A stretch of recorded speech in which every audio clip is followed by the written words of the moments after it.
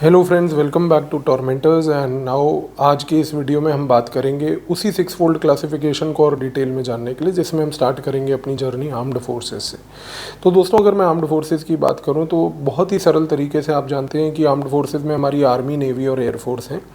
But दोस्तों, army, navy और air force primarily जो ये तीन प्रिंसिपल एजेंसीज हैं which are responsible for protecting the territorial security of India, इसमें अब आपको एक चीज़ ये भी याद रखनी है कि ये over a period of time evolve कैसे हुई हैं।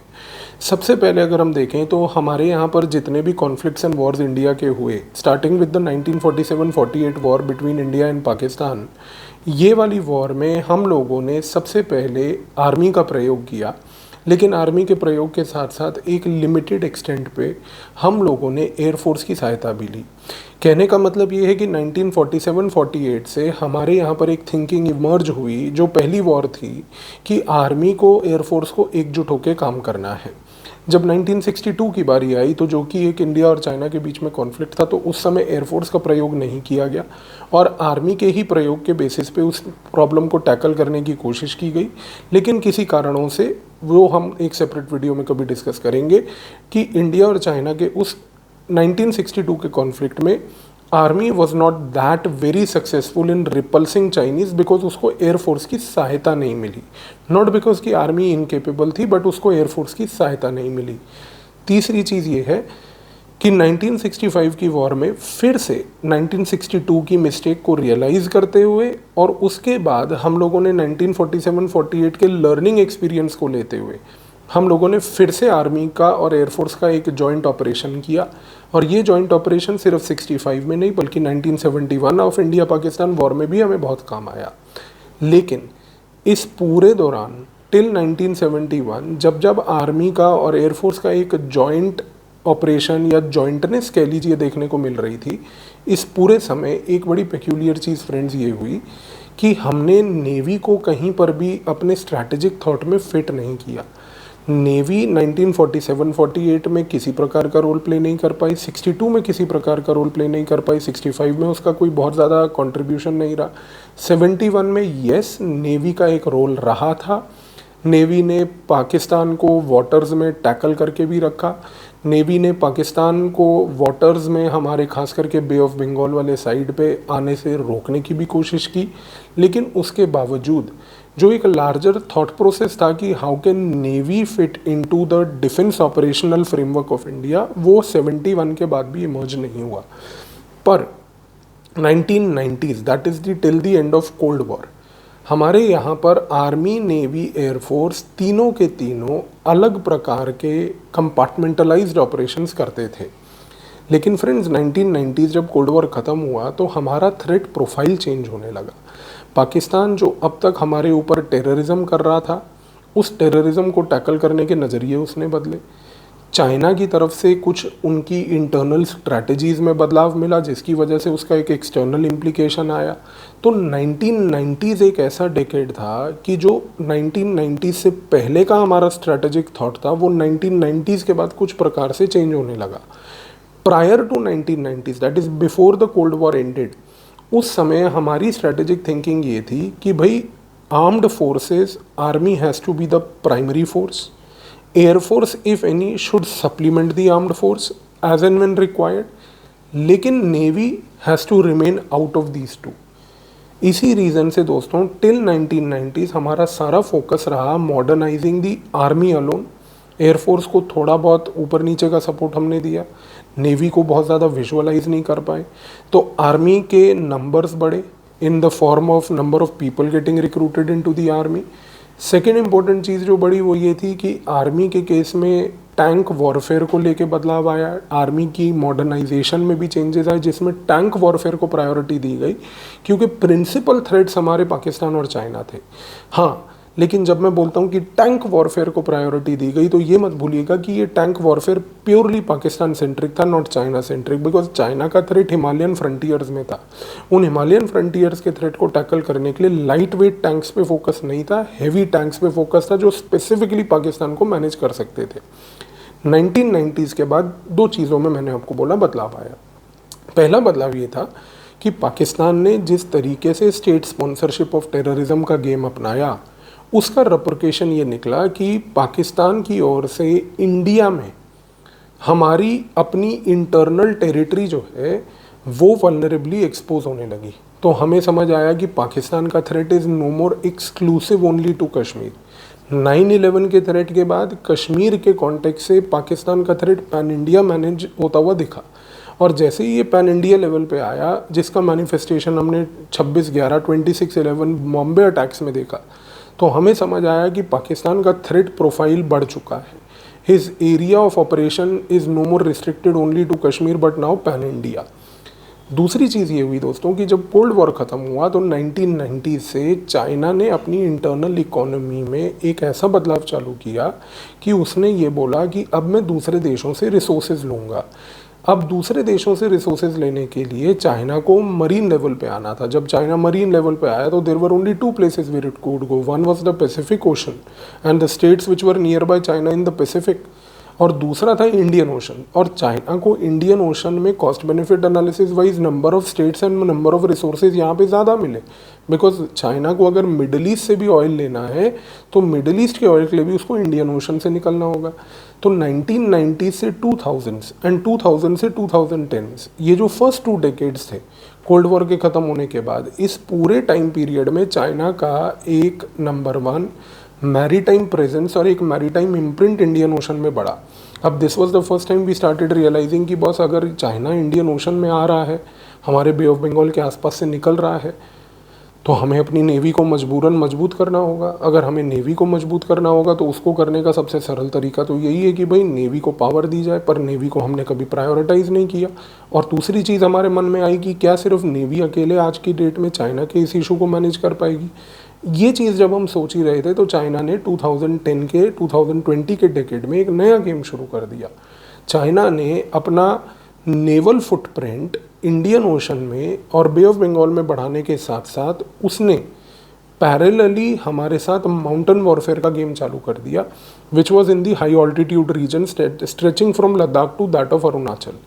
इस कॉन्टेक्स्ट में अब ऐसी परिस्थिति पैदा हो गई फ्रेंड्स कि हमारे को अब ये समझ आने लगा कि भाई पाकिस्तान का थ्रेट वो बदल गया, it's no more restricted to Kashmir. तो बड़े बड़े टैंक्स खरीद के हम सिर्फ पाकिस्तान को टैकल नहीं कर सकते। दूसरी बात, अगर पाकिस्तान पूरे पैन इंडिया लेवल पे ऑपरेट कर रहा है तो हमारे को आर्मी के साथ साथ इंटेलिजेंस को फ्यूज़ करना है। अगर आर्मी और इंटेलिजेंस फ्यूज़ नहीं होगी तो पाकिस्तान का Kashmir plus pan India threat mitigate नहीं होगा। फिर हमने ये देखा कि China is no more restricted only to the mountains. China ने माउंटेन्स को छोड़ के मैरीटाइम में आया, मैरीटाइम से वापस माउंटेन में गया। तो हमें समझ ये आने लगा कि air land synergy alone will not work. कि अभी तक जो हम लोग प्री 1990s का थॉट प्रोसेस रख रहे थे कि भाई आर्मी है, एयरफोर्स है, आर्मी प्राइमरीली ऑपरेट करेगी, एयरफोर्स सपोर्ट करेगी, नेवी कहीं पे भी पीछे खड़े हो जाए, मतलब वो चप्पू वप्पू की बोट चला लें, देख लें अपने आप क्या करना है, उनको शिकारा चला लें। तो ये जो थिंकिंग थी, ये पूरी थिंकिंग हमारी अब बदल गई। अब ये थिंकिंग ऐसे बदलने लगी कि हमें एक चीज़ क्लियर हुई कि बॉस अनलेस और अनटिल हम लोग आर्मी नेवी एयरफोर्स को इंटेलिजेंस के साथ फ्यूज़ करके ना देखें तो पहली बात तो एक कॉम्पैक्टनेस नहीं आएगी। तो दोस्तों 2010 से लेके जो 2020s का डेकेड था, इस टाइम पे इंडिया की स्ट्रैटेजिक कम्युनिटी में बहुत सारा इंटेलेक्चुअल फर्मेंट हुआ, एक डिस्कशन हुआ कि how do we manage and incorporate these threads. और ये थ्रेड्स को मैनेज करने के लिए एक 2015-16 से एक नया इकोसिस्टम निकलने लगा। हमारे आर्म्ड फोर्सेस में एक नया थॉट आने लगा कि boss these are new challenges we are facing. अगर मान लीजिए पाकिस्तान की तरफ से it is Kashmir plus rest of India, if Pakistan की तरफ से it is hybrid war, if China की तरफ से it is maritime presence plus mountain warfare, तो और इस केस में role of intelligence in gathering information from China plus Pakistan feeding the inputs directly to the armed forces, अगर ये सारा थॉट प्रोसेस चाहिए तो इस इंटेलेक्चुअल एक रेवोल्यूशन के दौरान जो आइडियाज़ निकले वो 4 पॉइंट आइडियाज़ ब्रॉडली निकले। तो पहला पॉइंट उस आइडिया में ये था कि भाई हमें आर्म्ड फोर्सेस में आर्मी नेवी एयरफोर्स और इंटेलिजेंस एजेंसीज़ को एक यूनिफाइड प्लेटफॉर्म पे इंगेज करवाना है। इसको इंगेज कराने के लिए हमें एक ऐसी पोजीशन क्रिएट करनी है, एक ऐसा पावर में बंदा बिठाना है, एक ऐसी अथॉरिटी में बंदा बिठाना है जो इन सारी एजेंसीज़ का इंटर कोऑर्डिनेशन करवा पाए।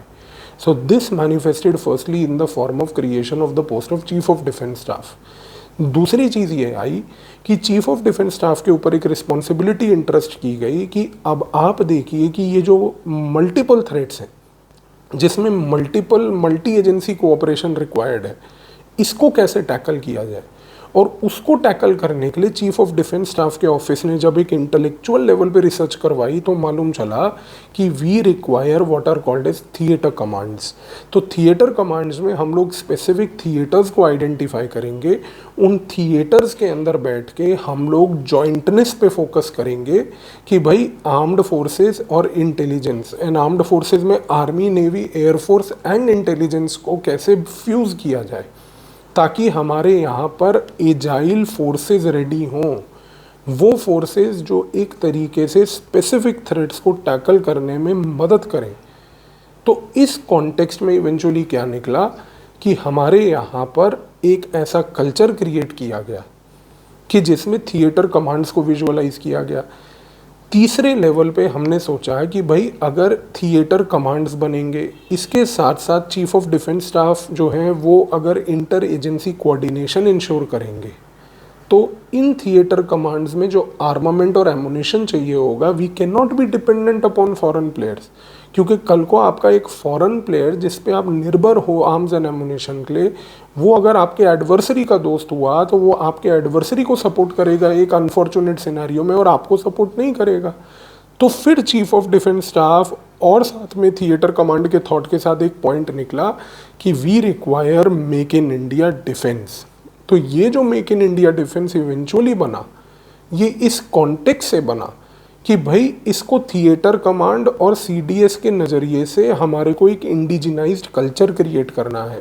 और चौथा पॉइंट ये था कि हमने सोचा कि भाई अगर हमें थिएटर कमांड्स बनाने हैं तो हमें एजाइल मैन पावर चाहिए, वो मैन पावर जो क्विकली आए, क्विकली ट्रेन हो और क्विकली ट्रेन होके अपने एक्सपर्टीज़ को लगाने के बाद ये वापस प्राइवेट सेक्टर में चली जाए और इस एक्सपोजर का प्रयोग करके प्राइवेट सेक्टर में इनोवेट करके वापस थिएटर कमांड में मदद करे। आप समझ रहे हैं, बिल्कुल सही। मैं बात कर रहा हूँ अग्निवीर की, कि अग्निवीर इस कॉन्टेक्स्ट में आई कि आप एक एजाइल मैन पावर लाओ, 4 साल के लिए रखो, उनको एक्सपोज करो इन न्यू थ्रेट्स पे, और जैसे ही आपने इनको एक्सपोजर दिया इन थ्रेट्स का, 4 साल के बाद जब ये वापस जाते हैं, they go back to the private sector, and private sector से जाकर ये वहाँ पर बैठ के बेसिकली एक ऐसी सिचुएशन क्रिएट करते हैं कि प्राइवेट सेक्टर में ये अपनी 4 साल की एक्सपर्टीज़ को लेके जाएं और इस एक्सपर्टीज़ को ले जाके वहाँ पर इनोवेट करके इन थिएटर कमांड्स को मजबूत करें। तो ये जो नया दोस्तों इकोसिस्टम निकल रहा है हमारे आर्म्ड फोर्सेस में, ये जो एक नया थॉट प्रोसेस निकल रहा है जिसके 4 लेयर्स मैंने आपको बताए, starting with the CDS, then theatre commands, then make in India defence and the Agniveer, इसको आप एक कॉम्पैक्ट के नज़रिए से देखिए। सो आई होप कि अगर आप इसको एक नए रेवोल्यूशन के नज़रिए से देखते हैं तो it is not wrong to say that all these collectively constitute a revolution in military affairs in India right now. और ये जो रेवोल्यूशन इन मिलिट्री अफेयर्स आ रहा है, ये आने वाले समय में हमारे पूरे स्ट्रैटेजिक थॉट को, स्ट्रैटेजिक कल्चर को एक नई डायरेक्शन, एक नई दिशा देने में कामयाब रहेगा। तो अब इस वीडियो के बाद when you look at the articles in the newspapers on all these things, I am very sure they will make a lot of sense to you. So I hope this video was fruitful for you. Thank you.